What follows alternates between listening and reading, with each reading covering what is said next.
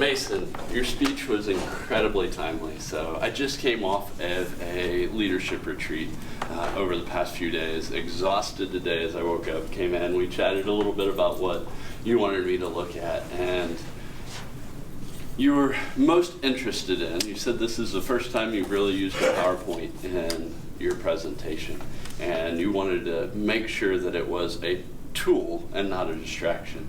So as I watched your speech, I honestly think it was a fantastic tool, and I don't think there was any point that it was a distraction.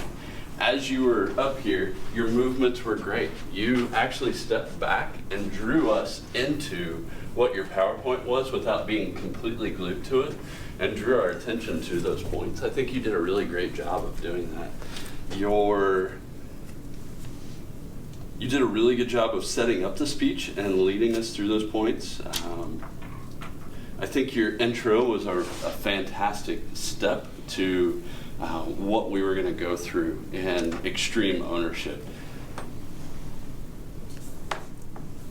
Opportunity, I think the beginning of your speech took a little bit of time to get into it.